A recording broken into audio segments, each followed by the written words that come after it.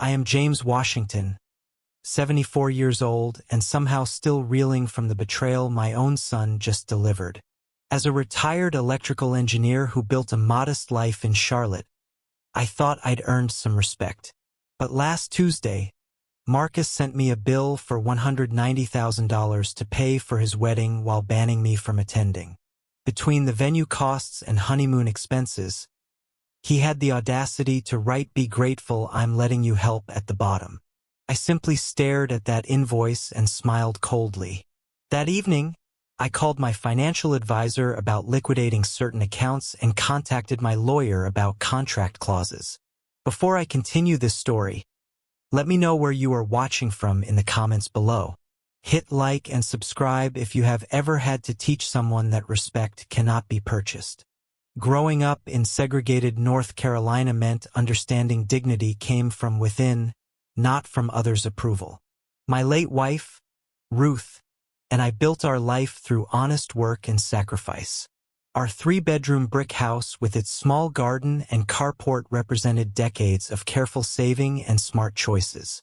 Ruth passed 5 years ago from cancer, leaving me to navigate Marcus' transformation alone.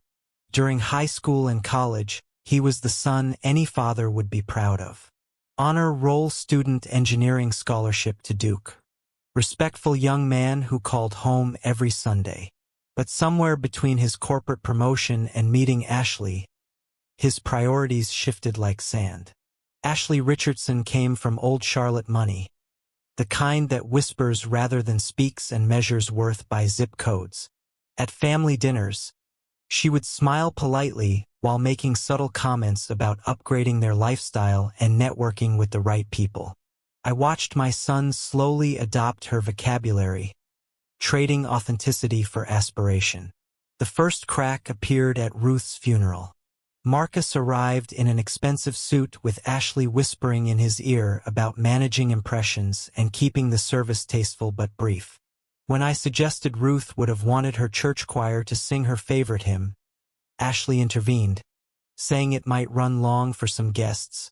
Marcus sided with her. 6 months ago, Marcus announced their engagement at Sunday dinner. Instead of joy, Ashley immediately launched into wedding plans that sounded more like a corporate merger than a celebration of love.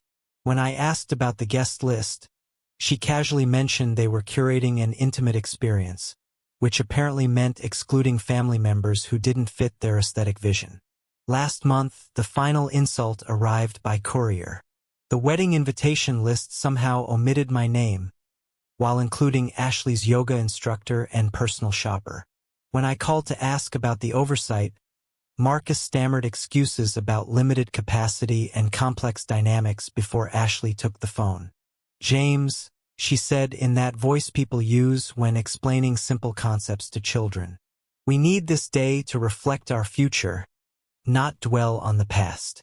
You understand, right?" I understood perfectly. I understood that my son had traded his backbone for a membership card to a world that would never truly accept him. I understood that Ashley saw me as an embarrassment, a reminder of Marcus roots that didn't photograph well for their social media narrative. But they had made one critical miscalculation. They assumed that because I was being excluded, I would still finance their fantasy. The invoice sitting on my kitchen table proved their arrogance knew no bounds. Venue rental, premium catering, luxury honeymoon, even a professional photography package designed to document their love story for posterity. What they didn't know was that this retired electrical engineer had spent 40 years understanding how systems work and what happens when you remove the wrong component. They were about to learn that respect and money flow in the same direction, and I was about to redirect both streams.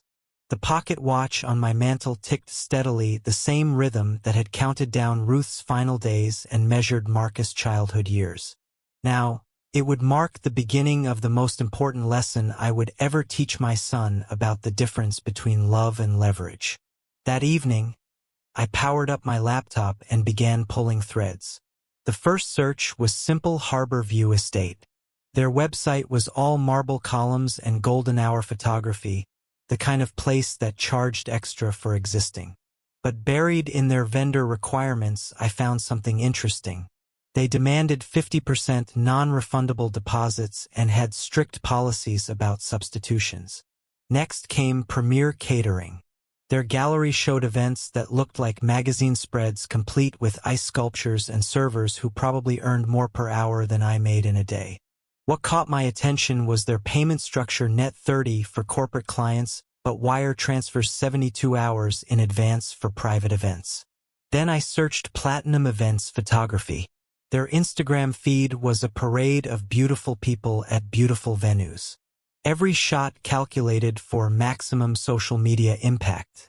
But it was their VIP wedding package that made me pause. Exclusive social media content, professional editing for publication coordination with lifestyle bloggers. This wasn't just photography. This was image manufacturing. I leaned back in my chair, pieces clicking into place. Marcus and Ashley weren't planning a wedding. They were producing a show complete with a script, staging, and an audience carefully selected for their approval ratings. And somehow I was expected to bankroll this performance while being banned from watching it unfold. My phone buzzed. A text from an unknown number. "Mr. Washington, this is Jonathan from Premier Catering. We're finalizing details for the Washington-Richardson wedding. Just wanted to confirm your payment schedule since you're listed as the primary contact. Call me when convenient." Primary contact. I stared at those words until they burned into my retinas. Marcus hadn't just sent me a bill. He'd made me the financial guarantor for vendors who would come calling when payments ran late. The audacity was breathtaking. I dialed the number. Jonathan picked up on the second ring, his voice carrying the practiced cheer of someone who dealt with wealthy clients daily. "Mr. Washington, thanks for calling back. We're excited about the Washington-Richardson event. Just need to lock down that payment timeline." "Jonathan," I said, keeping my voice level, "I need to clarify something. I haven't approved any charges. If you need authorization, you'll need it in writing from me personally." Silence, then a careful throat clear. "I'm sorry, I thought. The planner said you were handling the account." The planner assumed incorrectly. "Don't accept any verbal commitments on my behalf. Everything goes through me directly in writing or it doesn't happen." After I hung up, I sat in the gathering dusk and felt something I hadn't experienced in months: control.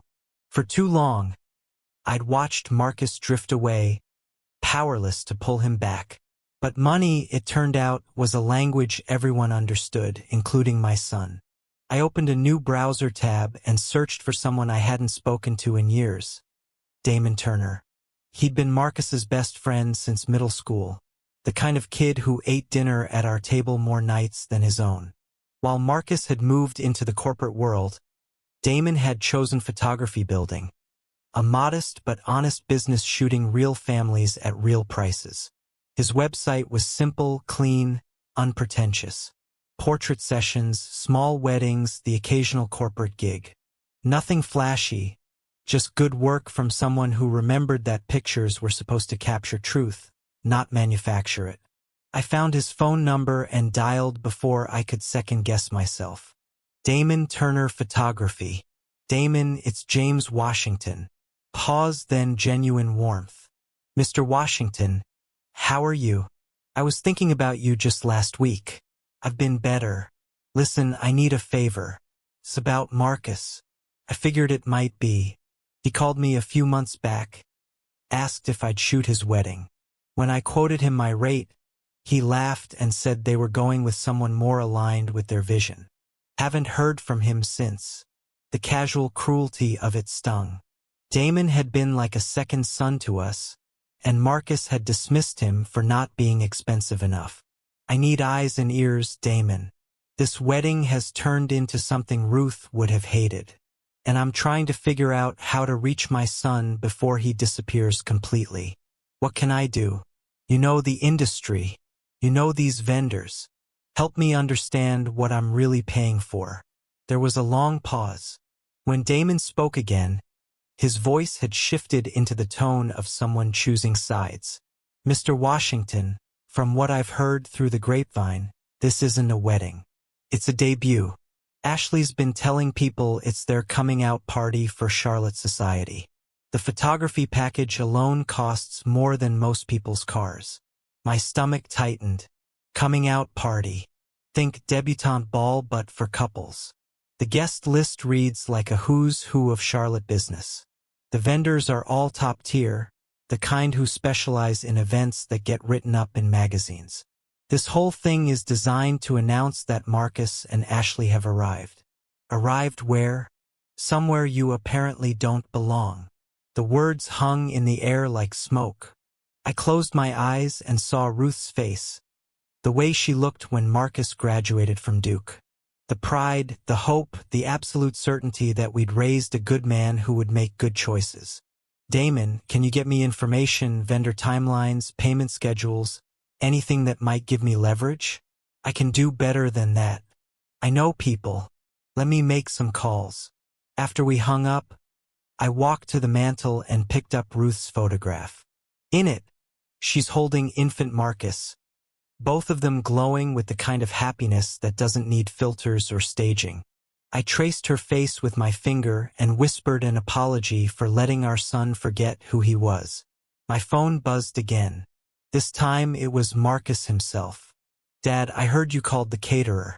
I did? Why are you making this complicated? Just sign the contracts and let us handle the details. Marcus, do you hear yourself? You banned me from your wedding, but expect me to pay for it. You made financial commitments in my name without asking. You turned your back on friends who loved you because they weren't expensive enough. When did you become someone I don't recognize? Silence stretched between us.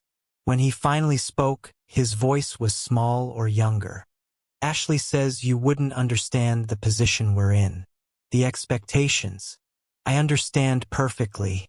You're trying to buy acceptance from people who will never see you as anything more than an interesting addition to their dinner parties.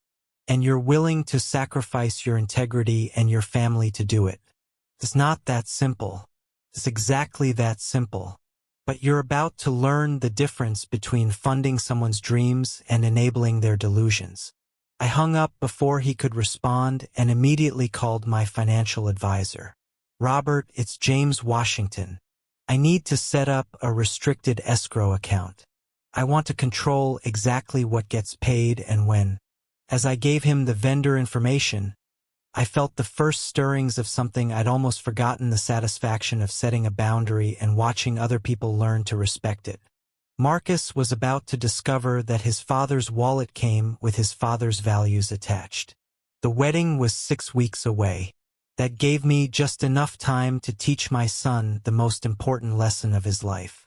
That love cannot be purchased, respect cannot be inherited, and family cannot be upgraded like a subscription service. Outside, the October evening settled into darkness. Inside, I began planning the kind of education money can't buy, but consequences certainly can. The next morning brought clarity along with coffee. I sat at my kitchen table with a yellow legal pad, drawing lines and connections like I used to do with electrical schematics. Every system has weak points. Places where pressure applied correctly can redirect the entire flow. Marcus and Ashley had built their wedding like a house of cards. Beautiful but unstable. All I needed to do was find the right card to touch. My first call was to Robert Chen, my financial advisor. We'd worked together for 15 years. Ever since Ruth's diagnosis taught me the value of having someone who understood both money and emergencies. James, good to hear from you. How can I help? I need to set up an escrow account with very specific restrictions. I want to control vendor payments down to the penny. Wedding related. Unfortunately, my son thinks he can spend my money without my permission. I need to show him how contracts actually work. Robert chuckled. I've seen this before. Entitled children assuming their parents' wallets are community property. What kind of restrictions are we talking about? Power, basic lighting, food insurance. Nothing decorative, nothing for show. If it doesn't keep people fed and safe, I don't fund it. Smart boundaries. I can have the paperwork ready by this afternoon. You'll have complete control over what gets paid and when. Next, I called Damon back. He left a voicemail overnight with information that made my blood pressure rise. Mr. Washington, I did some digging. This wedding isn't just expensive.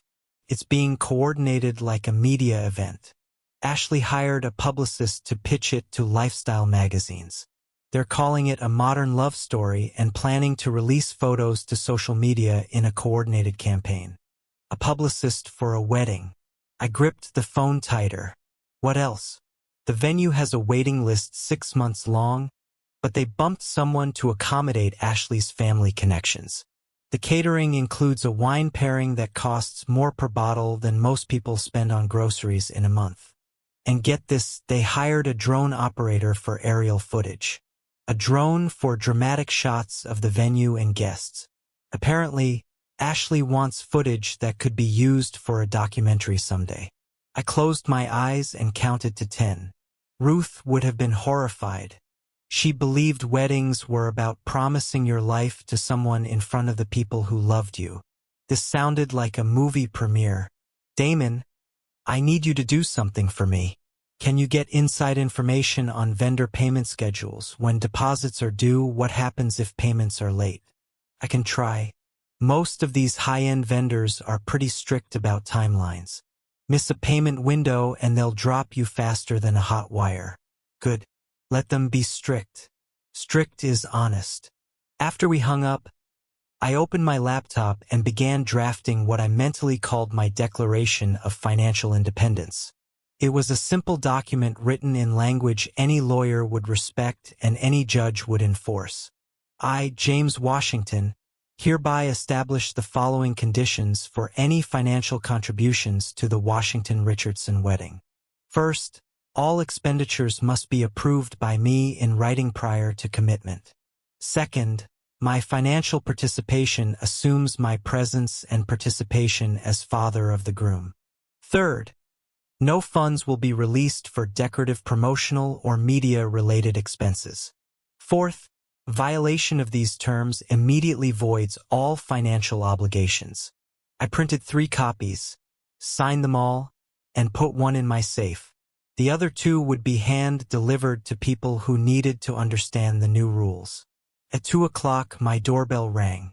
Through the peephole, I saw Ashley standing on my porch, immaculate as always, in clothes that cost more than my monthly grocery budget. She held a manila folder and wore the expression of someone accustomed to getting her way through charm and persistence. I opened the door, but didn't invite her in. James, we need to talk. We can talk right here. Her smile flickered but held.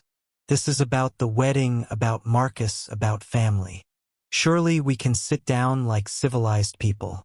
Ashley, every time we've sat down like civilized people, you've tried to convince me that my presence would be an embarrassment.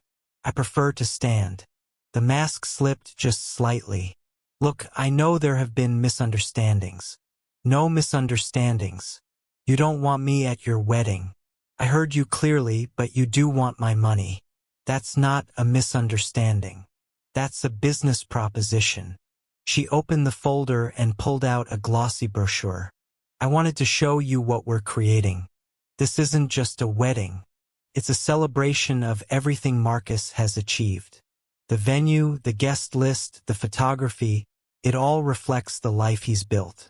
I glanced at the brochure. Harborview Estate looked like something from a movie set, all columns, and perfectly manicured gardens. The kind of place where real people felt like intruders. Ashley, let me ask you something. In all these plans, all these photographs and guest lists and media packages, where exactly do you see love? Excuse me. Love, the reason people get married. Where is it in your brochure? Her composure cracked a little more. Everything we're doing is about love. We're celebrating our relationship, our future together. You're celebrating your image. There's a difference. You don't understand the position Marcus is in now. The people he works with, the opportunities that come from being seen in the right places with the right people. This wedding isn't just about us. It's about his career, his future, and his family. His family will always be important to him. Important enough to invite to his wedding. Silence stretched between us. When she spoke again, her voice had an edge I'd never heard before. James, I'm trying to be diplomatic here. Marcus and I have worked very hard to build something beautiful, something meaningful. We can't have elements that don't fit the aesthetic we've created. Elements. Is that what I am? You're a man who spent 40 years working with his hands in coveralls. Our friends are doctors, lawyers, executives. They expect a certain level of sophistication. And there it was. The truth. She'd been dancing around for 2 years. I wasn't unwelcome because of anything I'd done. I was unwelcome because of who I was. A black man who'd pulled himself up through honest work rather than inherited wealth. Someone whose presence reminded everyone that Marcus hadn't always moved in circles where the wine cost more than most people's rent. Ashley, let me give you some education about sophistication. Sophisticated people don't exclude the man who raised the groom. Sophisticated people don't send bills to people they've banned from events. Sophisticated people understand that love isn't a brand to be managed. Her cheeks flushed. Fine. You want to be stubborn about this. Marcus told me you'd be difficult. He said you never understood his ambitions. Did he also tell you about the second mortgage I took to pay for his education? The truck I sold to cover his mother's medical bills? The 60-hour weeks I worked so he could afford to have ambitions? That's in the past. That's what love looks like. Not a photo shoot. Not a guest list curated for maximum networking potential.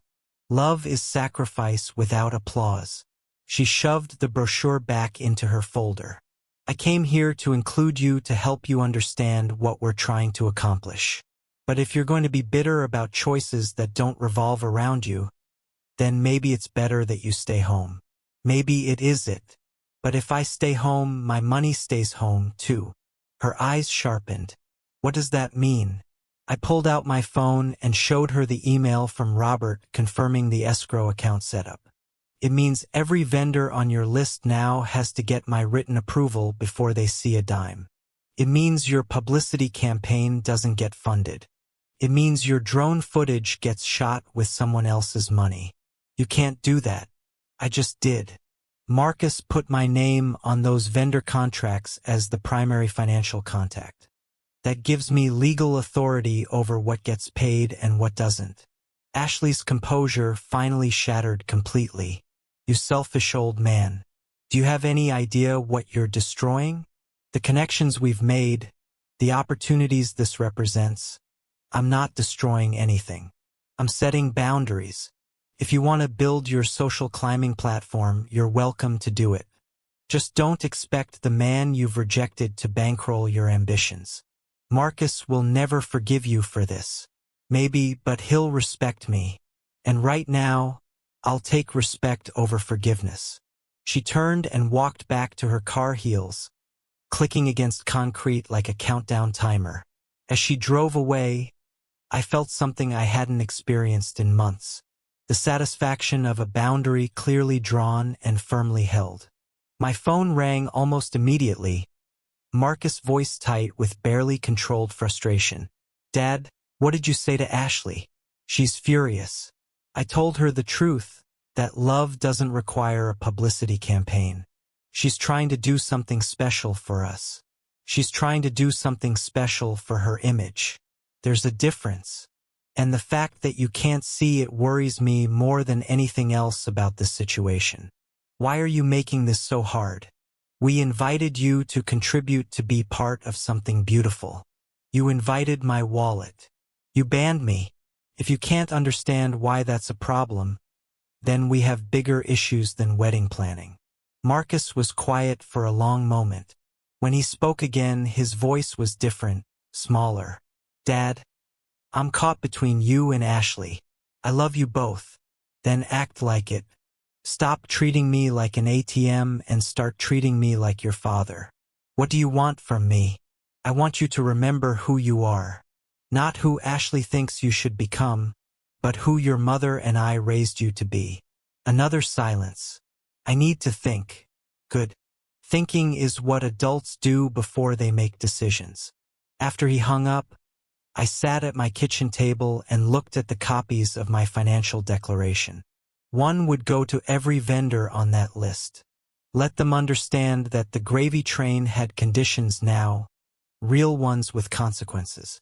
Damon called back that evening with more intelligence. Mr. Washington, I talked to someone at Premier Catering. They're nervous about the timeline. Apparently, the event is so elaborate they need an extra week of prep, but Harborview Estate won't give them exclusive access until payment is confirmed.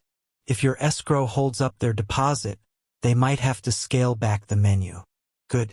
Maybe my son will eat real food instead of architectural presentations. There's something else. The photographer Platinum Events, they're not just shooting the wedding. They're creating content for Ashley's personal brand launch. She's planning to use the wedding photos for some kind of lifestyle blog. She wants to start. I closed my eyes and felt a headache building. A lifestyle blog called Elevated Living or something like that. Ashley as the hostess with the mostest showing other women how to live with style and grace. The wedding is basically going to be her portfolio. Damon, can you do me a favor? Start documenting this photos, conversations, evidence of what this wedding has really become. I have a feeling I'm going to need proof that this was never about love. Already on it, Mr. Washington. And sir, for what it's worth, Mrs. Washington would be proud of you for standing up for what matters. After we hung up, I walked to the mantel and picked up Ruth's picture. In the soft evening light, her smile looked almost knowing, as if she'd seen this day coming and trusted me to handle it right. I'm trying, baby, I whispered to the photograph. I'm trying to save our boy from becoming someone we wouldn't recognize. Outside, Charlotte settled into evening darkness.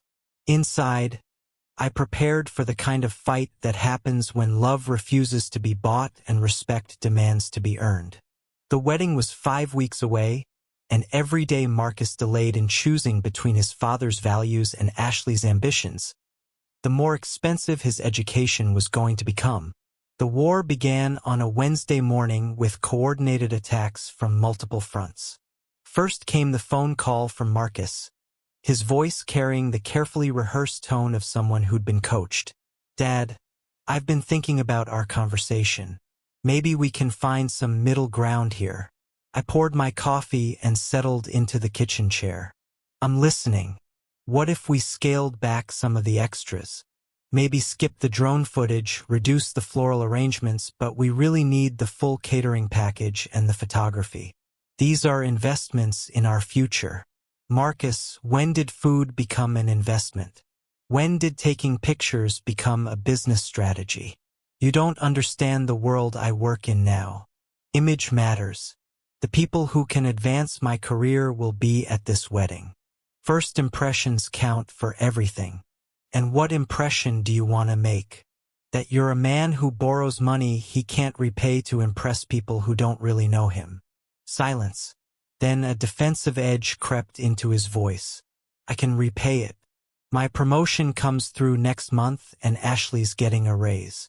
We have it handled. What promotion? What raise, Marcus? You're counting chickens that might never hatch. Dad, just sign the papers. Please, for me, for Mom's memory, for our family. The mention of Ruth hit like a slap. Don't you dare bring your mother into this. Ruth would be horrified by what you're doing. She believed in living within your means and treating people with respect, not excluding family members who don't fit your new image. Mom would want me to be successful. Mom would want you to be decent. There's a difference. An hour later, Ashley arrived unannounced. This time, she didn't bother with pleasantries.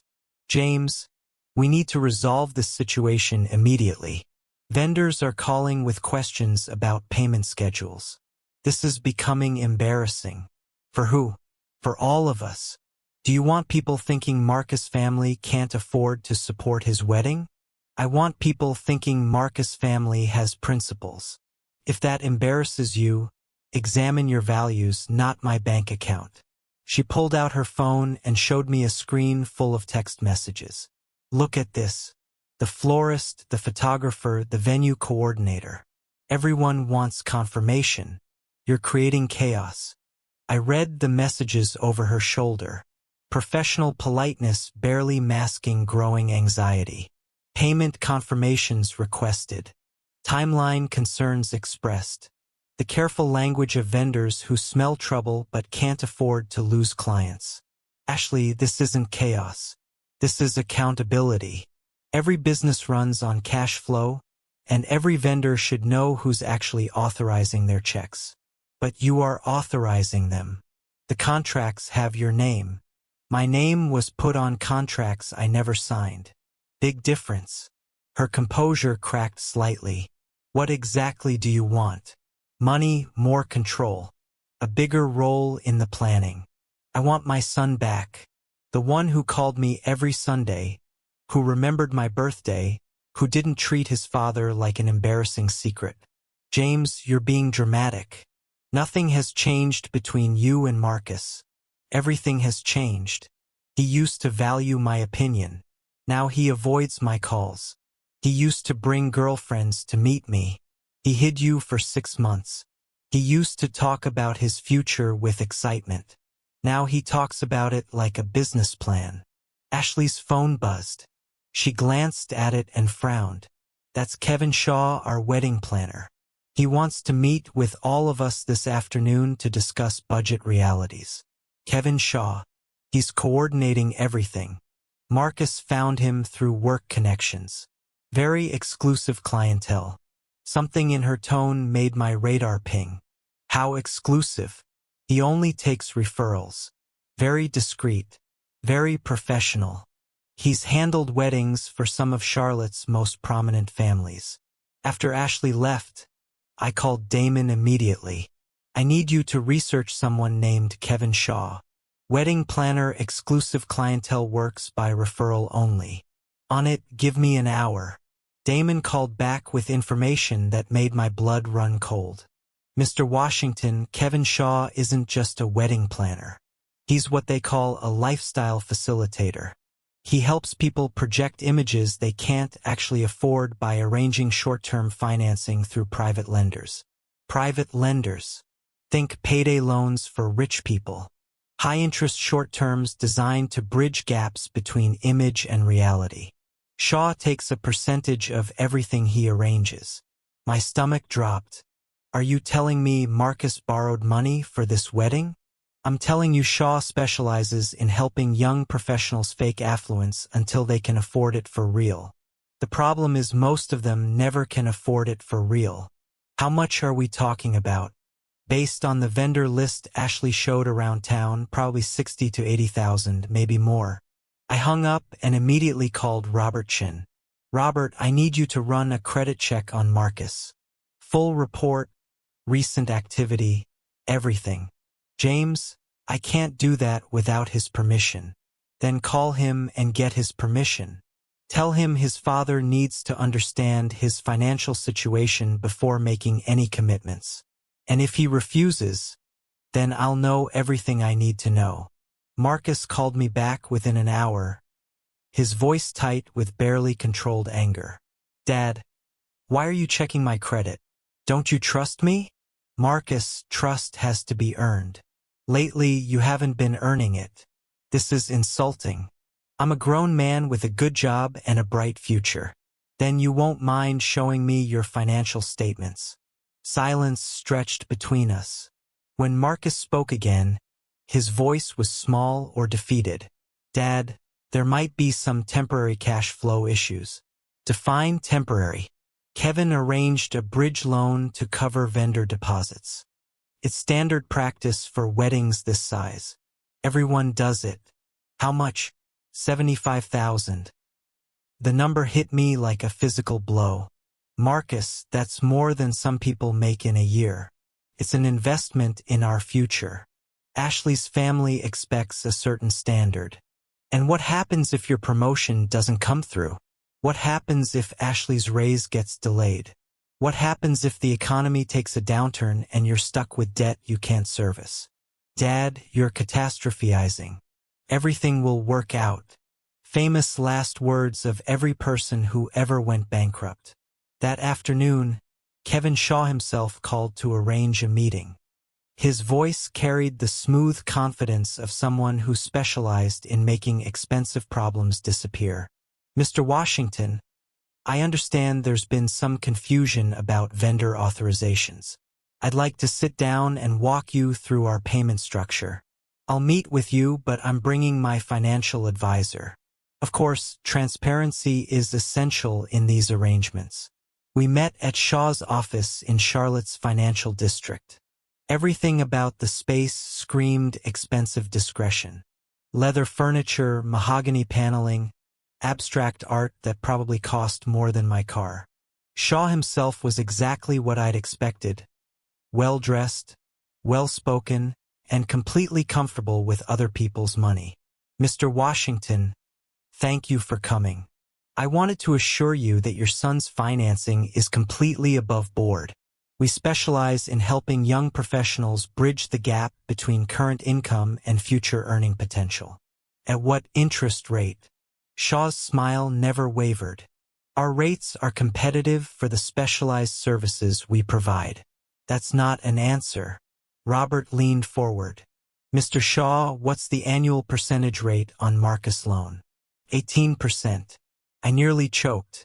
18%? Are you kidding me? Mr. Washington, this is a short-term facility. 6 months maximum. When Marcus' promotion comes through, he'll refinance through traditional channels. And if his promotion doesn't come through, Shaw's smile flickered slightly. We're very confident in Marcus' prospects.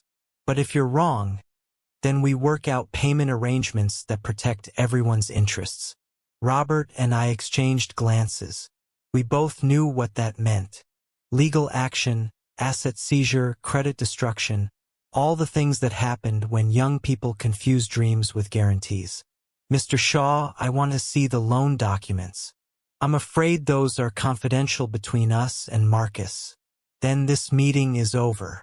I stood to leave, but Shaw raised a hand. Mr. Washington, perhaps we can reach an accommodation.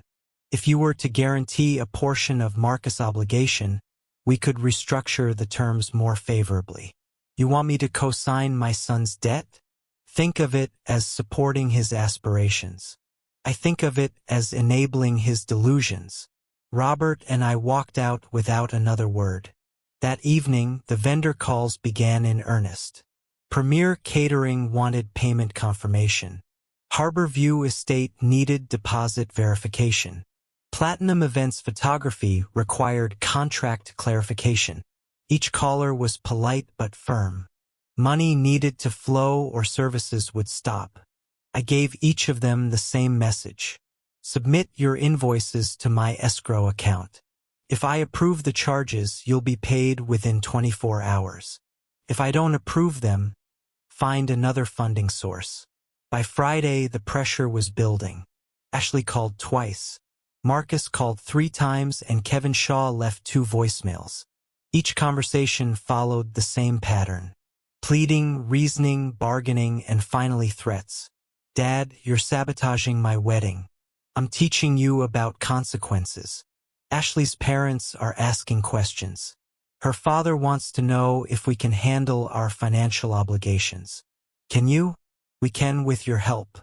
That's not the same thing as being able to handle them. Friday evening, Damon called with disturbing news. Mr. Washington, I talked to someone at Harborview Estate. They're getting nervous about the Washington-Richardson wedding.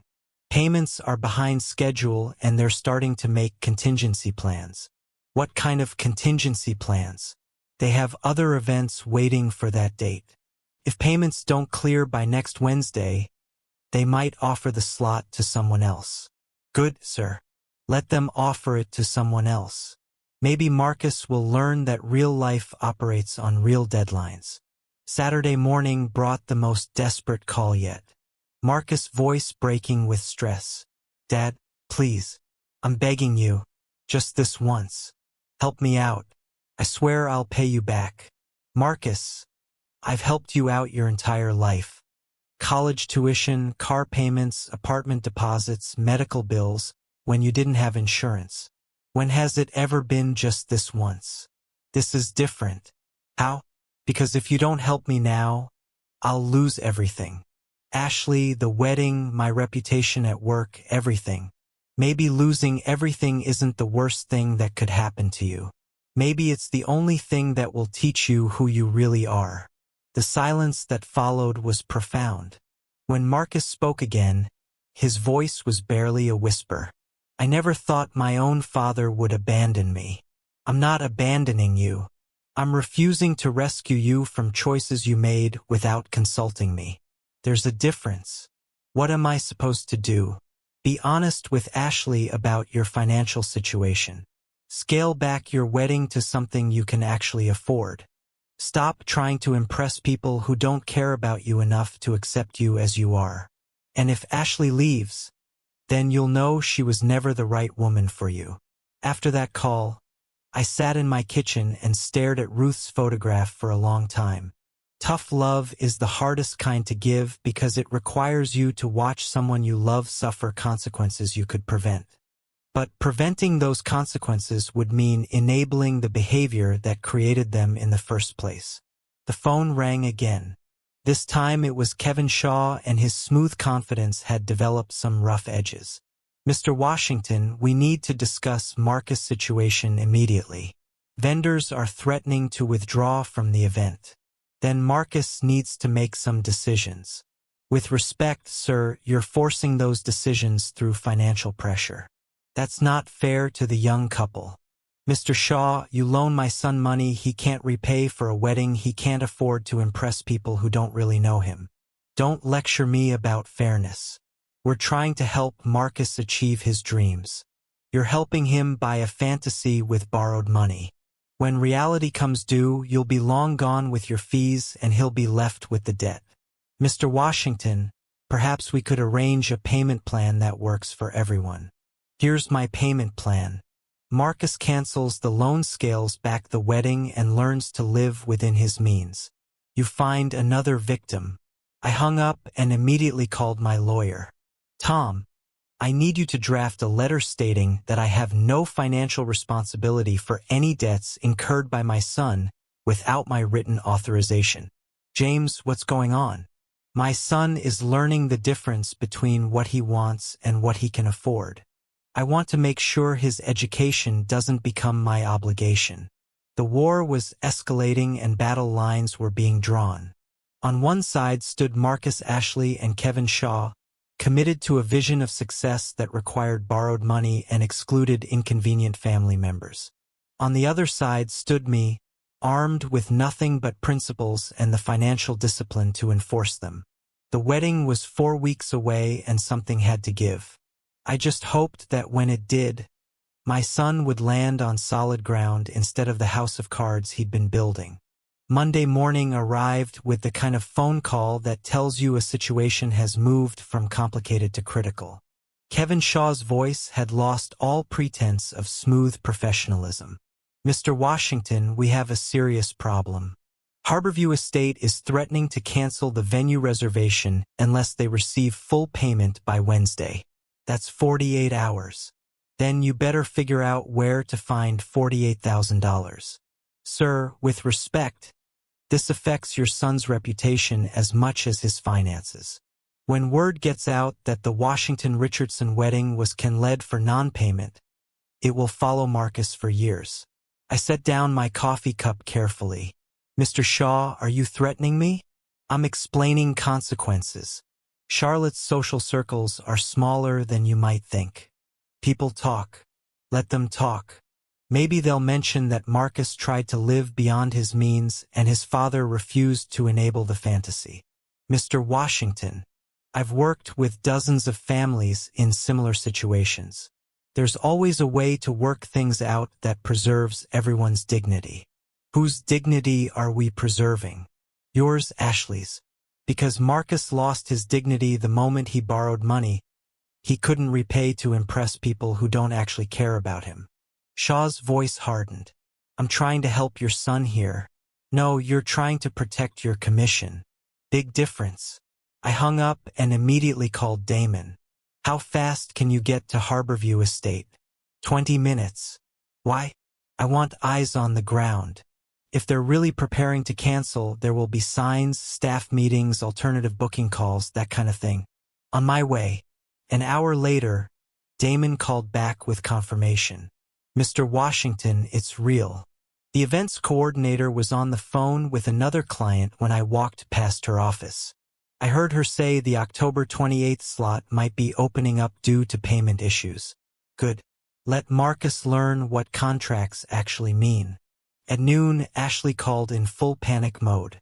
James Kevin says you're refusing to guarantee the venue payment. Do you understand what this means? It means actions have consequences. It means social suicide. Do you know who's supposed to be at this wedding? Partners from Marcus' firm, clients. Ashley's been cultivating people who can make or break careers. If we have to send cancellation notices, we'll be laughingstock. Ashley, let me ask you something. If these people are really Marcus' friends and colleagues, wouldn't they understand financial constraints? Wouldn't they respect him for making responsible choices? That's not how the world works. That's not how your world works. There's a difference. Her voice cracked slightly. James, you're destroying everything we've built. What you've built is a house of cards. I'm just refusing to hold it up with borrowed money. Marcus will never forgive you. Maybe, but he'll survive, and maybe he'll even thank me someday. Tuesday brought the confrontation I'd been both dreading and anticipating. Marcus called and asked to meet at Meridian Park, the place where Ruth and I used to take him to feed ducks when he was small. The irony wasn't lost on either of us. He was already there when I arrived, sitting on the same bench where Ruth used to read him stories. He looked older than his 32 years, worn down by stress and impossible choices. Dad, we need to fix this. I sat beside him but didn't speak immediately. Sometimes silence creates space for truth. Kevin says the venue is gone unless we pay by tomorrow. Ashley's been crying for 2 days. Her mother called this morning asking if we need financial help, which was humiliating beyond description. What did you tell her? That we had it handled. But we don't, do we? We don't have anything handled. Marcus, when did you stop telling me the truth? He looked at the pond where ducks moved in lazy circles. When I started being ashamed of it. Ashamed of what? Of needing help. Of not being as successful as I pretended to be. Of dating a woman whose family has more money than mine ever will. And you thought borrowing money would solve that. I thought it would buy me time to catch up. Catch up to what an image, a lifestyle, Marcus, you're chasing. Something that doesn't exist. We sat in silence for several minutes. When Marcus spoke again, his voice was barely audible. I love her, Dad. I know you don't understand why, but I do. I understand loving someone. What I don't understand is sacrificing yourself to make them happy. She's not asking me to sacrifice myself. Isn't she? She asked you to exclude your father from your wedding. She asked you to borrow money you can't repay. She asked you to pretend to be someone you're not. What part of yourself is left? Marcus put his head in his hands. I don't know anymore. Then maybe it's time to find out. That evening, the final assault began. Ashley called first, then Marcus, then Kevin Shaw again. Each conversation followed the same desperate pattern. Pleading, bargaining, threatening, and finally attacking. You're a bitter old man who can't stand to see his son succeed. You're sabotaging Marcus out of jealousy. You're proving that Ashley was right about your character. I listened to each accusation without defending myself. Sometimes the truth speaks loudest when you don't argue with lies. Wednesday morning brought the call I'd been expecting. Harborview Estate. Polite but firm. Mr. Washington, this is Patricia from Harborview Events. I'm calling to confirm that we'll need to release the October 28th date to our waiting list unless payment is received by 5 p.m. today. I understand completely. Business is business. Will the payment be forthcoming? Not from me. I see. Should I inform the wedding party? That's your decision. My son made financial commitments without securing funding. The consequences belong to him. At 3 p.m. Marcus called, sobbing. Dad, they can lead the venue. Ashley's locked herself in the bedroom and won't come out. Her parents are driving down from Richmond. This is a disaster. Marcus, this isn't a disaster. This is reality arriving right on schedule. How can you be so calm about this? Because I've been expecting it. You can't build dreams on borrowed money and expect them to stand. What am I supposed to do now? Make different choices, better choices. Like what? Cancel the loan before the interest destroys your credit. Plan a wedding you can actually afford. Marry Ashley if you love her, not because she comes with a social network. And if she won't marry me without the big wedding, then you'll know what she really loved about the relationship. Thursday brought news I hadn't anticipated. Damon called with information that changed the entire dynamic. Mr. Washington, I found something interesting. Ashley's been meeting with a real estate agent for what? Condos? Expensive ones? Downtown high-rises with city views. Apparently, she's been looking at places that cost twice what Marcus makes in a year. My stomach dropped. Are you sure? I have photos of her going into Pinnacle Properties yesterday. My cousin works there as a loan officer. Ashley's been pre-approved for a mortgage that assumes a household income of $300,000 a year. Marcus doesn't make anywhere near that. No, but Marcus plus a wealthy father-in-law might. The pieces clicked into place with sickening clarity. Ashley hadn't just been planning a wedding. She'd been planning a lifestyle upgrade funded by my money. The wedding was never about love. It was a down payment on a future I was expected to subsidize. I called Marcus immediately. Son, we need to talk in person right now. Dad, I can't deal with another lecture about financial responsibility. This isn't about financial responsibility. This is about Ashley's real plans for your marriage. Something in my voice must have convinced him because he agreed to come over immediately. When Marcus arrived, I showed him the photos Damon had taken. Ashley walking into Pinnacle Properties. Ashley shaking hands with a real estate agent. Ashley looking at condos that cost more than most people's houses. I don't understand, Marcus said, but his voice suggested he was beginning to. Your fiancée has been shopping for a lifestyle she expects me to fund. The wedding isn't the end of her financial expectations. It's the beginning. Marcus stared at the photos for a long time. When he looked up, his eyes held a pain I'd never seen before. You think she's been planning this from the beginning? I think Ashley saw a successful young man with family money and made strategic choices accordingly. That's a horrible thing to say about someone. It's a horrible thing to do to someone. Marcus stood and walked to the window, looking out at the small garden Ruth had planted and I still maintained. When he turned around, his face showed the kind of exhaustion that comes from carrying weight you finally realize isn't yours. Dad, what if you're right? What if everything I thought was real was just manipulation? Then you'll have learned one of life's most important lessons before it was too late to apply it. And if you're wrong, then Ashley will prove me wrong by standing by you, even when the money runs out. Friday brought the test neither of us wanted, but both of us needed. Marcus called Ashley and told her the truth. The venue was canceled. The loan was being canceled. The wedding would have to be scaled back dramatically or postponed indefinitely. According to Marcus, Ashley's response was swift and revealing. She didn't ask how I was handling the stress. She didn't offer to help figure out alternatives. Her first question was whether your escrow account could still be accessed for a smaller venue. And when you said no, she said maybe we should postpone everything until we could do it right. By which she meant expensive. What did you tell her? I told her that if she loved me, the size of the wedding shouldn't matter. If she wanted to be my wife, we could get married at City Hall with 2 witnesses and it would be just as meaningful. And she said that showed I didn't understand what marriage represents in terms of social positioning. The final blow came Saturday morning.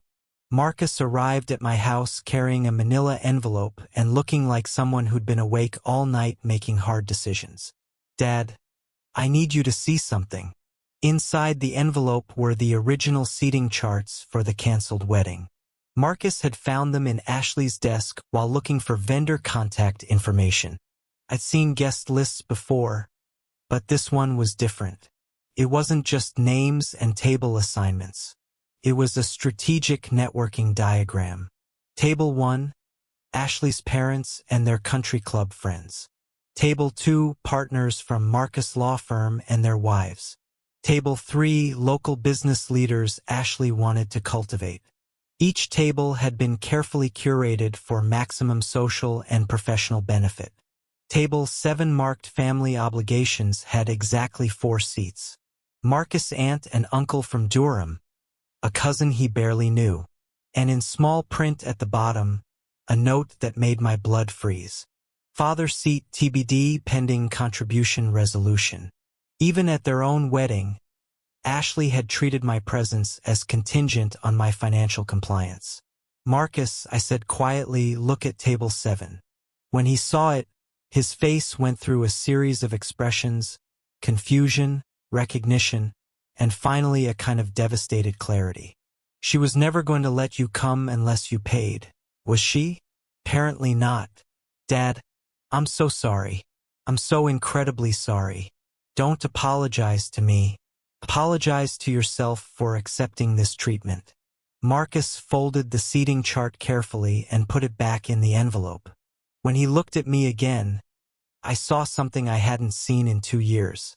My son, the real one, without the mask Ashley had helped him create. Dad, what do I do now? You decide who you want to be. With or without Ashley, with or without the debt. With or without the image she's been selling you. It's going to hurt. Growing up always does. But the alternative is staying a child forever.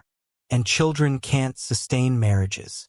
Marcus left that afternoon to have what he called the most important conversation of my life with Ashley. I didn't hear from him for 3 days. When he finally called, his voice sounded different, lighter somehow, despite everything that had fallen apart. Dad, Ashley and I are taking a break. She's moving back to Richmond to think things through. The wedding is officially postponed indefinitely. How are you feeling about that? Relieved? Scared? Grateful? Like I can breathe again for the first time in months. And the debt? Kevin's restructuring it into a personal loan with more reasonable terms. It'll take me 2 years to pay off, but I'll manage it without putting anyone else at risk. Marcus, I'm proud of you for what? Making a mess of everything, for cleaning up the mess before it became permanent. The tension that had been building for months finally began to release. Marcus was learning the difference between love and transactions, between support and enablement, between family and business relationships. The lessons were expensive, but they were also invaluable. As I sat in my kitchen that evening looking at Ruth's photograph, I felt something I hadn't experienced since this whole ordeal began. Peace. Not because everything was resolved, but because truth was finally being spoken and choices were finally being made based on reality rather than fantasy. The wedding might have been canceled, but my son was coming back to himself, and that was worth more than any event Ashley could have planned. The calm after Marcus' decision to postpone the wedding lasted exactly 48 hours. Then Damon called with information that turned my relief into something much darker. Mr. Washington, you need to know something about Ashley, that LLC I mentioned. I got access to the business filings Richardson Lifestyle Enterprises, filed 6 months ago right after the engagement announcement. I set down my morning coffee. What kind of business? On paper, it's a lifestyle consulting company, but the financial activity tells a different story. Large deposits from unknown sources, payments to high-end retailers, transfers that don't match any legitimate business model. Damon, speak plainly. What are you telling me? I think Ashley's been running money through this company to hide purchases from Marcus. Expensive ones. Jewelry, furniture, designer clothes, all paid for by Richardson Lifestyle Enterprises. The implications hit me like a physical blow. Ashley hadn't just been planning an expensive wedding. She'd been funding an expensive life hidden from the man she claimed to love. How much money are we talking about? Based on what I can see in public records, at least $40,000 in the past 6 months, maybe more. Where's that money coming from? That's what I can't figure out. The deposits are irregular. Different amounts, different timing. It's not salary, not family money, something else. I hung up and immediately called my lawyer, Tom Harrison. Tom, I need you to run a business check on Richardson Lifestyle Enterprises. Full corporate filing, ownership structure, financial activity, if you can access it legally. James, what's going on? Last week you were worried about wedding debt. Now you're investigating corporations. I'm starting to think the wedding debt was just the tip of a very large iceberg. And Tom called back 3 hours later with information that made me question everything I thought I knew about Ashley. James Richardson Lifestyle Enterprises is registered as a sole proprietorship under Ashley Richardson's Social Security number. But the interesting part is the registered address, which is a mailbox service in South Charlotte. Professional address rental, the kind people use when they don't want their real address on public documents. What does that suggest to you? That whatever Ashley's doing with this company, she doesn't want it easily traced back to her personal life. That afternoon, I made a decision that felt both necessary and intrusive. I called Marcus and asked him to come over for a conversation that would change everything. Dad, you sounded urgent on the phone. What's wrong? I showed him the corporate filing documents Tom had obtained. Ashley's name, the mysterious address, the business classification as lifestyle consulting. Marcus, did you know Ashley started a company 6 months ago? His face went blank. What company? Richardson Lifestyle Enterprises. She filed it right after your engagement. Marcus stared at the papers like they were written in a foreign language. Dad, Ashley doesn't have a company. She works for the nonprofit. That's her only job. According to these records, she's been running a business that's processed at least $40,000 in transactions since January. That's impossible. I handle our joint finances. I would know if she had that kind of money moving around. Joint finances. We opened a joint savings account for wedding expenses. I put in my bonus money she contributes from her salary. Everything's been transparent. I felt a chill that had nothing to do with the October weather. Marcus, when's the last time you actually looked at your joint account statements? I don't know. Ashley handles the day-to-day monitoring. She's better with details.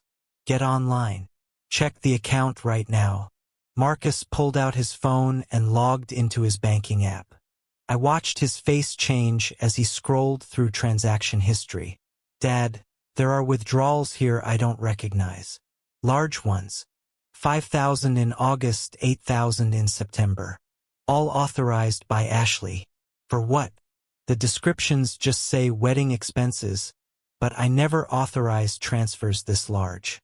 Marcus, how much money was supposed to be in that account? $25,000. My bonus plus Ashley's contributions over 6 months.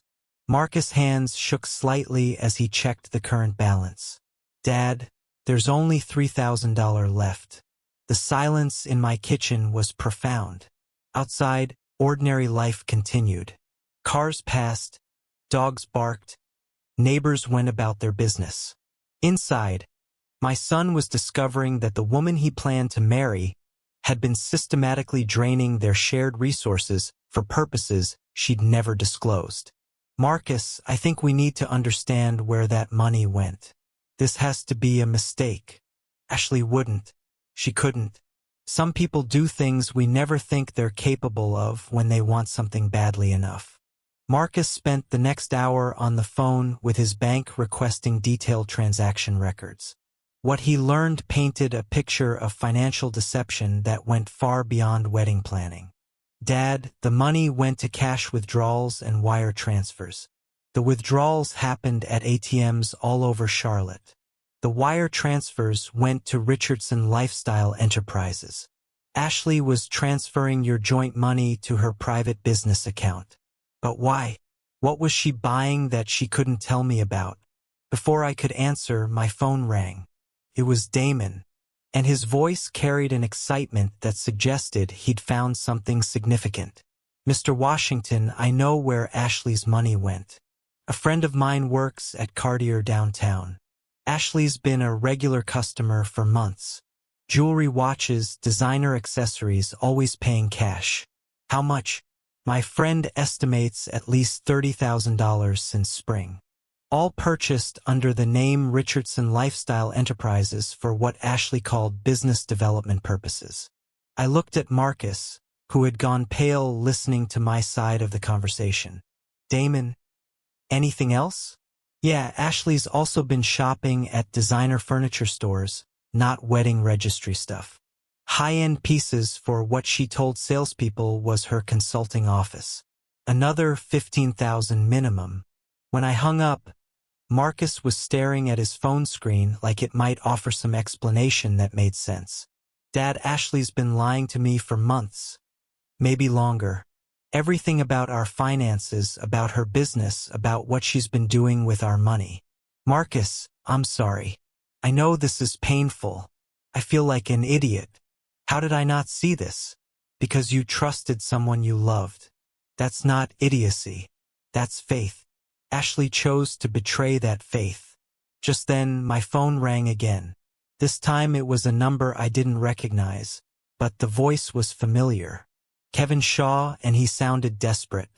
Mr. Washington, we have a serious situation. Several vendors are threatening legal action over unpaid deposits. That's Marcus' problem, not mine.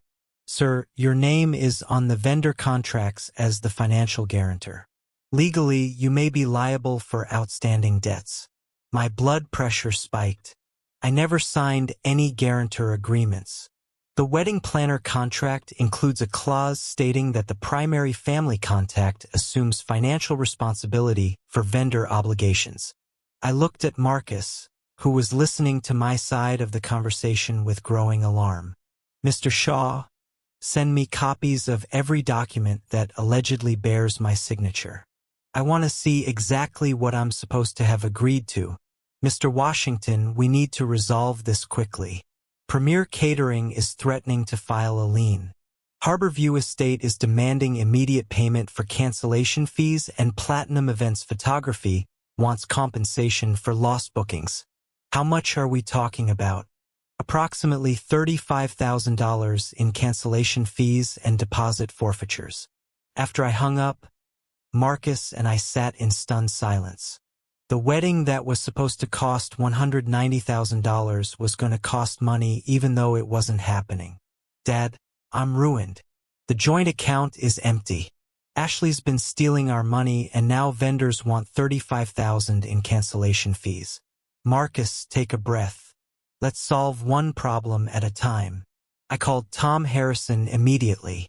Tom, I need you to review some vendor contracts. Kevin Shaw claims I'm financially liable for wedding debts, but I never signed any guarantor agreements. James, email me everything you have. I'll review it tonight and call you first thing tomorrow. That evening, as Marcus sat at my kitchen table going through bank statements and trying to piece together the scope of Ashley's deception, I found myself thinking about patterns. Ruth used to say that people's true character emerged under pressure. Crisis revealed who someone really was beneath their public persona. Ashley's crisis response had been to lie, steal, and manipulate. She'd hidden a business drained shared accounts and left Marcus exposed to legal liability while positioning herself as the victim of my financial constraints. Marcus' crisis response had been different. Painful honesty, genuine remorse, and a willingness to face consequences. He was learning, growing, becoming the man Ruth and I had tried to raise. "Dad," Marcus said without looking up from the bank statements, "I owe you an apology that's bigger than words can carry." "For what?" "For choosing Ashley's version of success over your values. For excluding you from my wedding while expecting you to pay for it. For believing that love could be purchased and that family was disposable." "Marcus, you don't owe me an apology. You owe yourself a promise to never let anyone treat you this way again. What if I can't trust my own judgment anymore? What if I'm just bad at recognizing who people really are?" "Then you'll get better at it. Experience is expensive, but it's also educational." The next morning, Tom called with news that shifted the entire legal landscape. "James, I've reviewed every document Kevin Shaw sent. You're not liable for vendor debts. The language in the wedding planner contract is deliberately confusing, designed to make people think they're guaranors when they're not. So the vendors can't come after me. They can try, but they have no legal standing. The debts belong to whoever actually contracted for services. That's Marcus and Ashley." "What about the financial guarantor language?" Shaw mentioned pure intimidation. "Shaw's hoping you don't know the difference between being listed as a contact and being liable for payment." Relief flooded through me, followed immediately by anger at Shaw's deceptive tactics. "Tom, can we go after Shaw for attempted fraud?" "We could, but it might not be worth the effort. The real issue is whether Marcus can be held liable for the full amount when Ashley was a co-contractor." That afternoon, I made a decision that surprised even me. I called Ashley directly. "James, why are you calling me?" "Because my son deserves to know who he was planning to marry." "I don't know what you mean." "Richardson Lifestyle Enterprises. $30,000 in undisclosed jewelry purchases. $22,000 transferred from Marcus' joint account without his knowledge." Should I continue? The silence stretched so long I thought she might have hung up. "Ashley, are you there? How did you find out about that? Does it matter? What matters is that you've been living a double life funded by money you stole from the man who trusted you." "I didn't steal anything. That money was for our future together. Jewelry and designer furniture were for your future together. You wouldn't understand. Image matters in my world. Marcus needed to see that I could elevate his status by bankrupting him, by showing him what success looks like." The conversation ended there because I realized I was talking to someone who lived in a completely different moral universe. Ashley genuinely believed that deception in service of image was not only acceptable but necessary. That evening, Marcus made a decision that marked his transition from victim to survivor. "Dad, I'm calling Kevin Shaw tomorrow to cancel the remaining vendor contracts and negotiate payment plans for legitimate cancellation fees. I'm closing the joint account Ashley had access to, and I'm filing a police report about the unauthorized transfers." "Are you sure about the police report?" "I'm sure about wanting this to end cleanly. Ashley needs to face consequences and I need to stop enabling her choices." "Marcus, I'm proud of you. Don't be proud yet. I've got 2 years of debt to pay off and a lot of rebuilding to do, but at least now I'm building on solid ground." The revelations had cascaded exactly as they needed to. Ashley's house of lies had collapsed. Marcus' eyes had been opened, and the vendor threats had been revealed as empty intimidation. What remained was the hard work of rebuilding a life based on truth instead of fantasy. As I sat in my kitchen that night looking at Ruth's photograph, I felt a satisfaction that had nothing to do with being right and everything to do with watching my son choose integrity over image. The lessons had been expensive, but they were worth every penny. 3 weeks after Ashley's financial deceptions came to light, I received a call that changed everything again. It was Marcus, and his voice carried a mixture of exhaustion and determination I'd never heard before. "Dad, Ashley's back from Richmond. She wants to go through with the wedding." I set down my morning paper. "What wedding? You can lead everything. She says she's secured new funding. Her parents agreed to cover the costs if we scale back to something more manageable. She's booked a smaller venue for this Saturday." "And you said—" "I said I needed to think about it, Dad. She's acting like none of the financial stuff happened. Like we can just pretend the lies and the hidden accounts were some kind of misunderstanding." "What do you want to do?" "I want to see who she really is when the pressure's on. If she's changed or if she's just better at hiding things." "Marcus, that's a dangerous game, maybe. But I need to know for sure before I can move on with my life." That afternoon, Ashley called me directly. Her voice carried a forced brightness that sounded like someone trying to sell insurance. "James, I wanted to personally invite you to our wedding this Saturday. I know there have been misunderstandings, but Marcus and I are committed to starting fresh." "What wedding? I thought everything was canceled." "We found a lovely venue in Davidson, much more intimate, much more appropriate for our actual budget, just family and close friends." "And where exactly do I fit in this new plan?" "You're Marcus' father. Of course, you're included." Something in her tone made my radar ping. "Ashley, let me ask you directly. Do you want me at this wedding?" A pause that lasted just a heartbeat too long. "James' family is important to both of us." "That's not an answer to my question." "Of course, we want you there." After she hung up, I called Damon immediately. "I need you to check out a venue in Davidson. Something Ashley booked for this Saturday." "On it." "What's your instinct telling you?" "That Ashley's still playing games, just with different rules." Damon called back 2 hours later with information that confirmed my suspicions. "Mr. Washington, there's no wedding venue booked in Davidson for this Saturday. I called every event space in town. Nothing under Richardson, Washington, or any combination." "Are you sure?" "Positive. Either Ashley's lying about the venue or she's planning something that isn't actually a wedding." That evening, Marcus came to my house looking more conflicted than I'd ever seen him. "Dad, something's not right. Ashley keeps changing details about Saturday. First, it was a garden ceremony, then it was indoors. Now, she's saying it might be at her parents' house in Richmond." "Marcus, has Ashley shown you any contracts for this wedding, vendor agreements, venue confirmations, anything in writing?" "She says her parents are handling everything directly with vendors. She doesn't want me to worry about details." "Son, that should worry you more, not less." Friday evening brought the call I'd been dreading. "Ashley," and this time the mask was completely off. "James, there's been a change of plans for tomorrow." "What kind of change?" "We've decided to have a private ceremony. Just Marcus and me, my parents, and the officiant. Very intimate, very meaningful.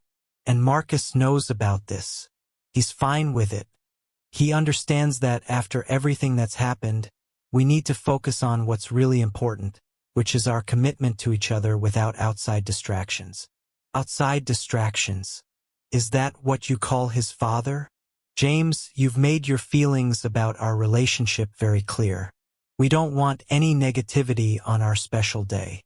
I hung up and immediately called Marcus. He answered on the first ring. "Dad, Ashley just told me you can't make it tomorrow because you're not feeling well."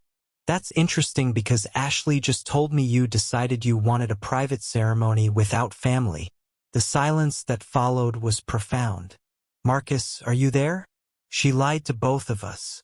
"Yes, she did." "Dad, what should I do?" "Whatever you do, do it with your eyes open." Saturday morning, I made a decision that felt both risky and necessary. I drove to Davidson to find whatever Ashley had actually planned. If there was a wedding, I was going to attend. If there wasn't, I was going to find out what game she was really playing. The venue turned out to be Riverside Gardens, a small event space I hadn't thought to check, because it was technically in Cornelius, not Davidson. I found it by following a trail of white balloons and Ashley's social media posts. I parked across the street and watched through my car window as vendors arrived. A small catering truck, a florist van, a photographer who definitely wasn't the expensive Platinum Events crew Ashley had originally hired. This was exactly what she'd claimed. It wasn't a budget wedding thrown together at the last minute. At 10:30, I saw Marcus arrive looking like a man walking to his execution. He stood in the parking lot for 5 full minutes before finally going inside. I waited another 10 minutes, then made my choice. I walked across the street and through the front door of Riverside Gardens like I belonged there. The space was simple but nice. White chairs arranged in short rows, basic floral arrangements. A small arch where vows would presumably be exchanged. Maybe 40 people total, none of whom I recognized except for Ashley's parents. Ashley stood near the entrance greeting guests wearing a white dress that was beautiful, but clearly not the designer gown she'd originally planned. When she saw me, her face went through a series of expressions: surprise, anger, calculation, and finally forced politeness. "James, what a lovely surprise. I thought you weren't feeling well." "I'm feeling fine. Looking forward to celebrating my son's wedding.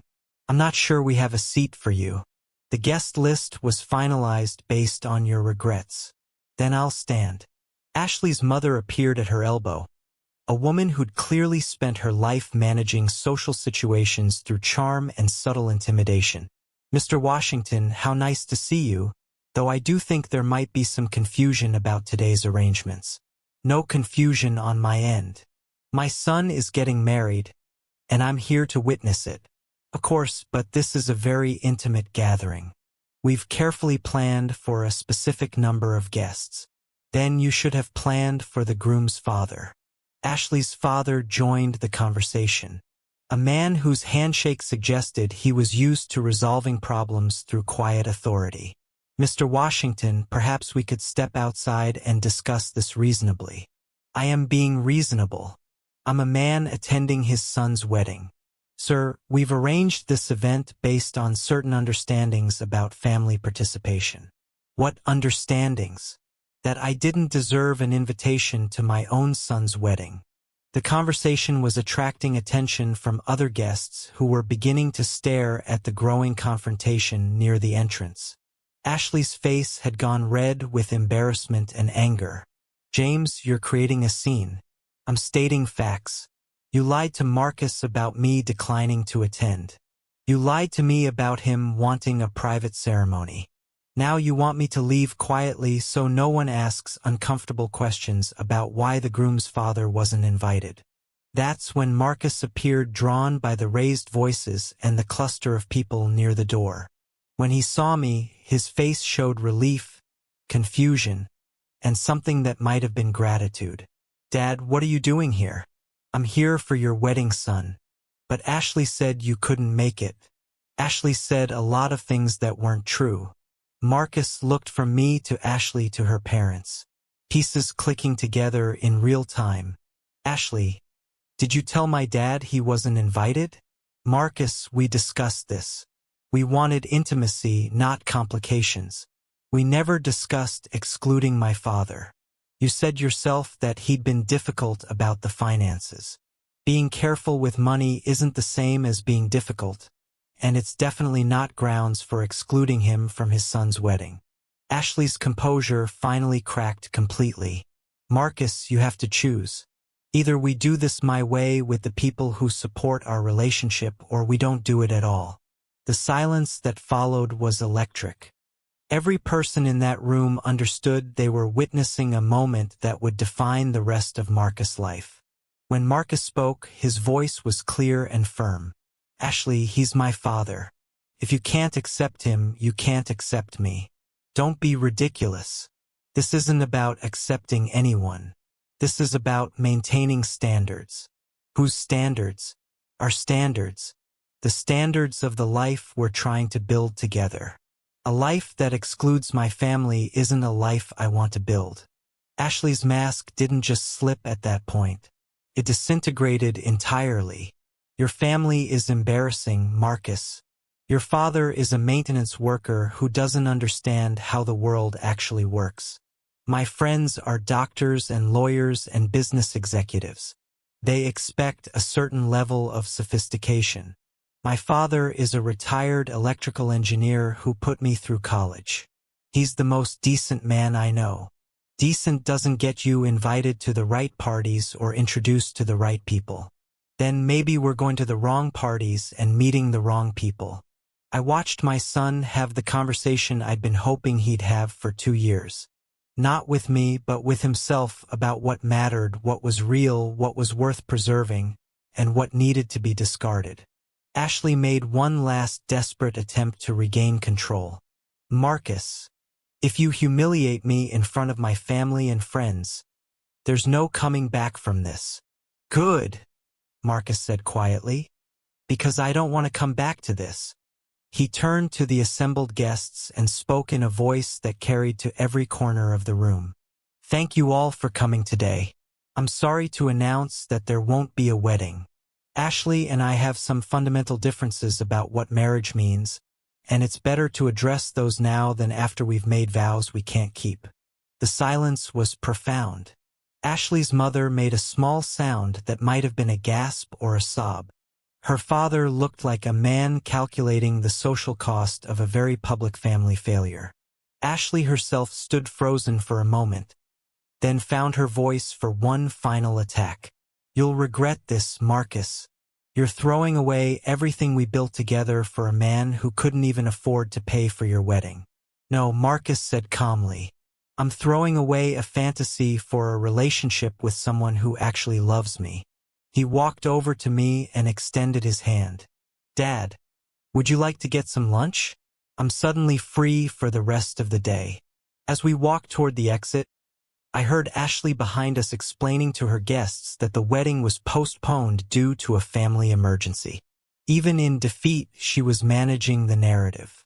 In the parking lot, Marcus stopped and looked back at Riverside Gardens where people were beginning to file out, looking confused and disappointed. Dad, did I just make the biggest mistake of my life? Marcus, you just made the smartest decision of your life. It doesn't feel smart. It feels terrifying. Growing up usually does. We drove to a diner in Charlotte where the coffee was honest and the waitresses called everyone honey. Marcus ordered eggs and bacon like a man who hadn't eaten in days. I ordered the same and watched my son slowly relax into his own skin. Dad, can I ask you something? Anything. How did you know Ashley wasn't right for me? Because she wanted you to be ashamed of where you came from. People who love you don't ask you to forget your family. What if I never find someone who loves me for who I actually am? Then you'll be alone, which is infinitely better than being with someone who loves an image they've created. Marcus ate his breakfast slowly like a man savoring freedom. Outside, Charlotte went about its Saturday business completely unaware that my son had just chosen integrity over acceptance, family over status, truth over performance. The wedding that was supposed to cost $190,000 had ended up costing exactly the price of 2 breakfast platters and the courage to say no to people who mistake money for love. It was the best investment either of us had ever made. The fallout from the canceled wedding began immediately. By Sunday morning, my phone was ringing with calls from people I'd never met who somehow had opinions about my son's personal life. Ashley's social media had exploded with cryptic posts about family interference and toxic relationships, painting herself as the victim of circumstances beyond her control. Marcus spent that Sunday at my house, helping me work in Ruth's garden while we processed what had happened. His hands moved automatically through familiar tasks, pulling weeds and deadheading flowers while his mind worked through 2 years of decisions he was finally questioning. Dad, Ashley's telling people you threatened to disown me if I married her. I looked up from the tomato plants Ruth had loved. What are you telling people? The truth. That I realized I was about to marry someone who wanted me to be ashamed of my family. How's that being received? Mixed reactions. Some people think I'm crazy for walking away from someone like Ashley. Others are saying they never understood what I saw in her anyway. What do you think? Marcus was quiet for a long moment, his hands still busy with garden work. I think I spent 2 years trying to become someone I thought was better than who I actually am, and I nearly lost myself in the process. Monday brought news that shifted the entire narrative. Damon called with information that put Ashley's recent behavior in a new and troubling context. Mr. Washington, I found out why Ashley was so desperate to go through with some kind of wedding ceremony yesterday. Tell me. She'd already sold the exclusive story to Charlotte Lifestyle magazine. From modest beginnings to high society, a modern love story. The article was supposed to run this month with photos from the wedding. I sat down heavily. She was going to monetize their marriage. Gets worse. The magazine paid her a $5,000 advance, which explains some of the money that disappeared from the business account. Ashley wasn't just planning a wedding. She was planning a media launch for her personal brand. Does Marcus know? Not yet. I thought you should tell him. When Marcus came over that evening, I showed him the email Damon had forwarded from Charlotte Lifestyle magazine. A cheerful note from an editor asking when they could expect the wedding photos and final interview for their upcoming feature story. Marcus read it twice, his face cycling through disbelief, anger, and finally a kind of sad resignation. She was going to sell our love story, apparently. So, Dad, how did I not see this? How did I miss that everything about our relationship was being packaged for public consumption? Because you loved someone and love makes people hopeful. You kept looking for the woman you thought Ashley could become instead of accepting who she actually was. What kind of person sells their wedding to a magazine without telling their fiancé? The kind of person who sees relationships as business opportunities? Tuesday brought Ashley herself appearing at my front door without warning or invitation. She looked different, smaller somehow, as if the events of the weekend had deflated something inside her. James, we need to talk. We really don't. Please, just 5 minutes. Against my better judgment, I let her into my kitchen.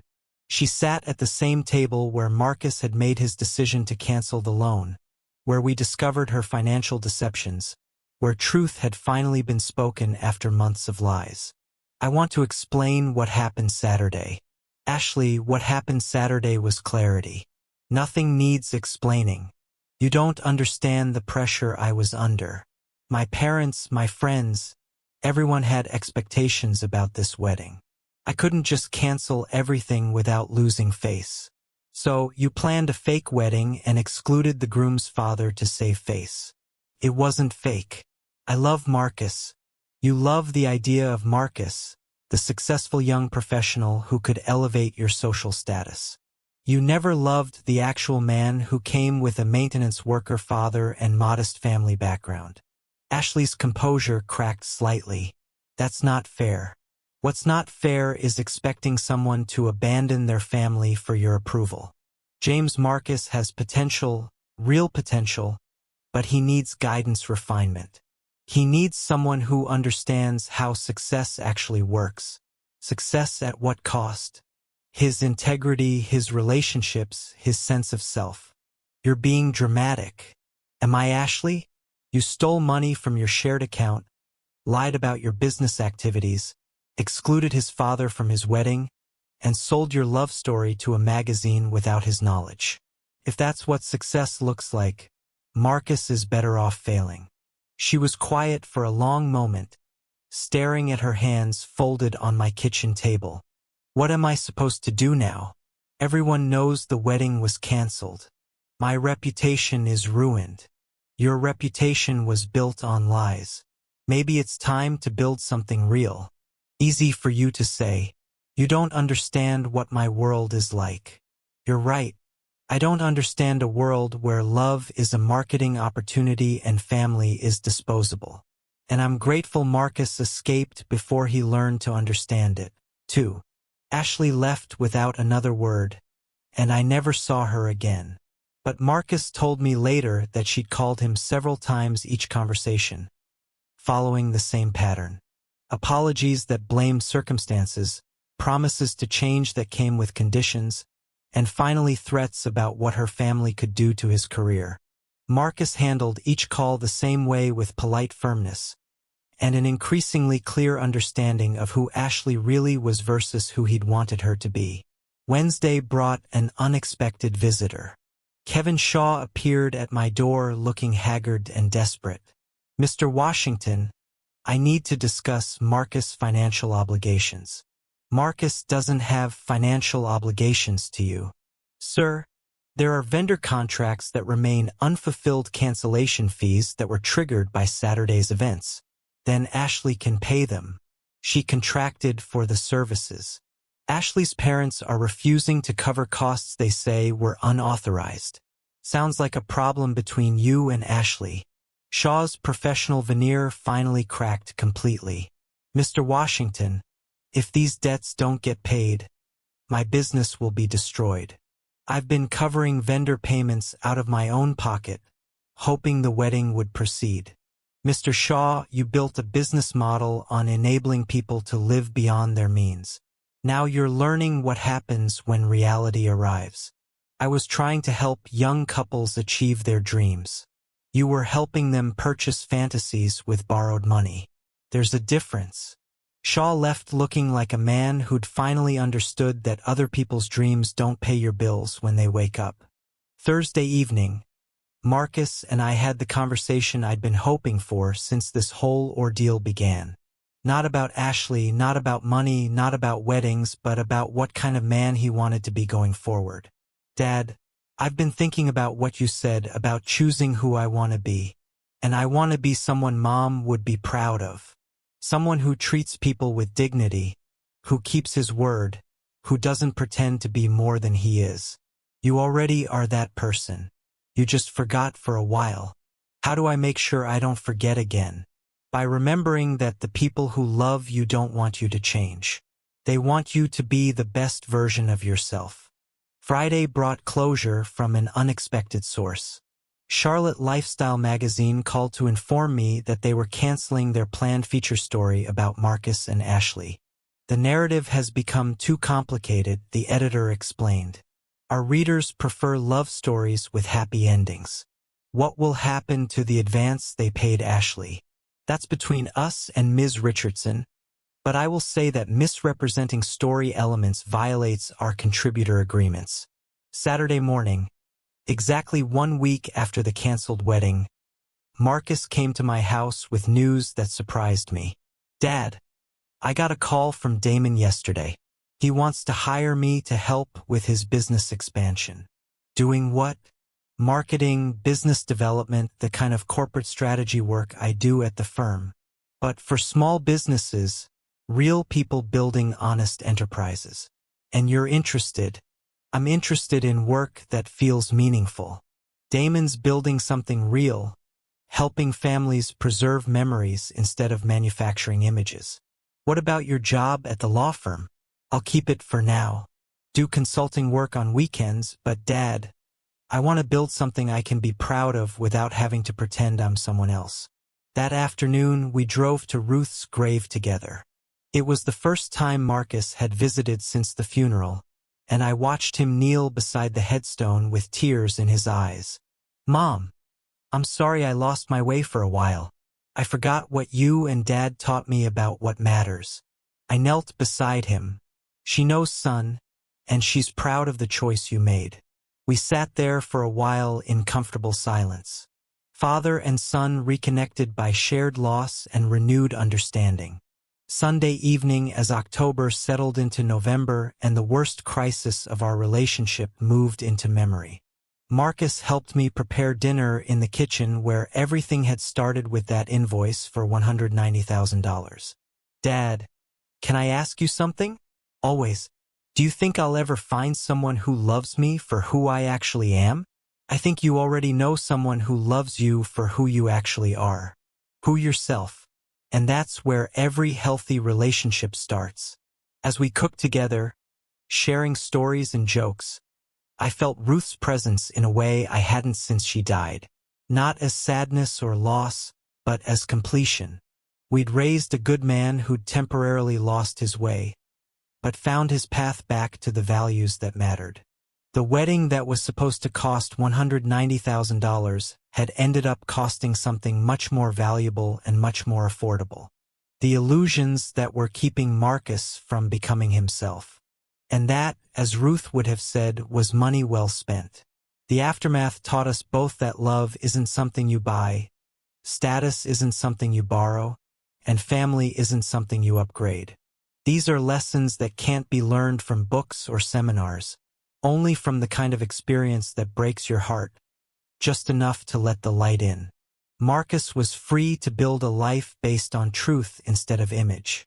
And I was free to be proud of the man he was becoming instead of worried about the man he was pretending to be. It was in every way that mattered the best possible ending to the worst possible beginning. 2 months after the canceled wedding, Marcus and I established new traditions that felt more honest than anything we'd shared in years. Sunday dinners became sacred time, just the two of us in my kitchen cooking recipes Ruth had taught us and talking about everything except what we'd lost. Marcus had returned the engagement ring to the jeweler where Ashley had originally selected it. The store manager, surprisingly sympathetic to the situation, had refunded 60% of the purchase price despite their no-return policy. "Dad, I kept expecting to feel sad about giving it back," Marcus told me over pot roast and mashed potatoes. But all I felt was relief, like I was finally returning something that never really belonged to me. How so? That ring represented a version of myself I was trying to become.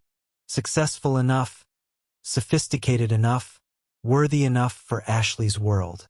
When I realized I didn't want to be that person, the ring became meaningless. The financial cleanup had taken longer but proved equally liberating. Marcus closed Richardson Lifestyle Enterprises, which required Ashley's signature and led to their final conversation. According to Marcus, she'd signed the dissolution papers without comment, as if the business had never meant anything more than a convenient way to hide purchases. She kept the jewelry, Marcus said. Apparently, that was always the plan. Build a collection of expensive pieces that would appreciate in value while someone else paid for them. Are you bitter about that? I was for about a week. Then I realized I was bitter about being deceived, not about losing access to overpriced accessories. The anger faded when I understood that keeping those things probably hurts Ashley more than losing them hurts me. How do you figure? Because now she owns thousands of dollars worth of jewelry she can't wear without being reminded of how she got it. Every bracelet, every necklace is evidence of choices she made that cost her a relationship with someone who actually loved her. Marcus had also restructured his debt obligations with Kevin Shaw's successor, a legitimate financial planner who specialized in helping young professionals recover from poor decisions. The payment plan would take 3 years instead of Shaw's promised 6 months. But the interest rate was reasonable and the terms were transparent. Strange, Dad. Paying my own debts feels better than having someone else cover them, even when it's harder. That's called dignity. Is it always this expensive? The good kinds of dignity usually are. Our relationship had rebuilt itself around shared work rather than shared crisis. Marcus started spending Saturdays helping me maintain Ruth's garden, learning the difference between annual and perennial flowers, understanding why some things need to be replanted every year while others send down deep roots. "Mom knew what she was doing with this garden," he said one afternoon, carefully transplanting seedlings. Ruth had started the spring before she died. Every plant has a purpose, a season, a relationship with everything around it. Your mother approached relationships the same way. She believed in creating something that would last beyond the people who started it. Is that why you fought so hard to keep me from marrying Ashley? Because you could see it wouldn't last. I fought because I could see it was destroying who you were in the present. Whether it lasted didn't matter if it cost you yourself. The community response to the canceled wedding had surprised us both. People Marcus thought were friends had disappeared when the expensive parties stopped. But neighbors we barely knew had reached out with support, understanding, and invitations to simpler gatherings where authenticity mattered more than image. Mrs. Henderson from down the street invited me to her grandson's birthday party. Marcus told me when I asked why. She said, "Because I seemed like someone who'd actually enjoy watching a 5-year-old blow out candles." And did you? More than I enjoyed any of Ashley's networking events. There's something beautiful about celebration that doesn't require documentation. Marcus had also reconnected with friends Ashley had subtly discouraged him from seeing. Damon, of course, but also college roommates who worked as teachers and social workers, people whose lives weren't designed for Instagram, but who remembered Marcus' birthday and called when they were worried about him. "Dad, I think I confused success with performance for so long that I forgot what accomplishment actually feels like. What does it feel like? Quieter, more personal, like something you carry inside instead of something you display for others." As winter settled over, Charlotte Marcus made a decision that surprised even me. He applied for a position with a nonprofit organization that provided financial literacy education to families in underserved communities. It's a pay cut, he admitted, but it's work that matters. Teaching people to avoid the kind of debt traps I fell into, helping families make decisions based on their values instead of their aspirations. Ruth would be proud. I hope so. I want to build something she would recognize as worthwhile. And the final piece of closure came in December when Ashley sent Marcus a letter. Not an email or a text, but a handwritten note on expensive stationery that probably cost more than most people spent on lunch. Marcus showed it to me not because he needed advice about how to respond, but because transparency had become important to him. "Dear Marcus," it read, "I've had time to think about what happened between us, and I want you to know that I understand your perspective. I may have lost sight of what was truly important in my desire to create something beautiful for both of us. I hope you find happiness with someone who appreciates the life you want to build. With respect, Ashley." "What do you think?" Marcus asked. "I think it's a well-written non-apology that takes responsibility for nothing while sounding gracious." "That's what I thought too. Should I respond? Do you want to?" "No. And that tells me everything I need to know about how I've healed." On Christmas morning, Marcus and I cooked breakfast together in my kitchen while snow fell outside the windows. We'd invited Damon and his girlfriend along with Mrs. Henderson and her grandson, creating the kind of celebration Ruth would have loved: simple, genuine, focused on gratitude rather than spectacle. "Dad," Marcus said as we set the table with Ruth's everyday dishes instead of the fine china Ashley would have insisted on, "can I tell you something I've learned always? Real love doesn't need a costume or a spotlight. It doesn't require approval from strangers or validation from social media. When you chose authenticity over applause, you chose the man Mom raised over the image Ashley crafted. Sometimes the greatest gift you can give someone is the courage to disappoint the wrong people. A father's job isn't to fund his child's fantasies.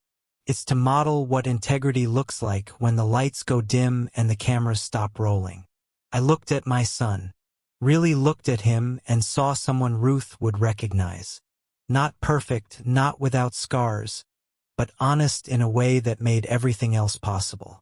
"Marcus, your mother would say that's the best Christmas present she could have asked for." "What's that?" Watching her son choose love over leverage, substance over show, family over fashion. As our guests arrived, and the house filled with laughter that didn't need to be performed for anyone, I understood that the most expensive education Marcus had ever received was also the most valuable. He'd learned the difference between what costs money and what costs nothing, between what impresses people and what actually matters, between love that comes with conditions and love that comes with commitments. The wedding that never happened had taught us both something no ceremony could have provided: that the best relationships are built on truth, sustained by respect, and celebrated by people who love you exactly as you are, exactly where you come from, exactly as you choose to be. And that, as Ruth would have said, is worth more than all the jewelry in Charlotte. Real love doesn't need a costume or a spotlight.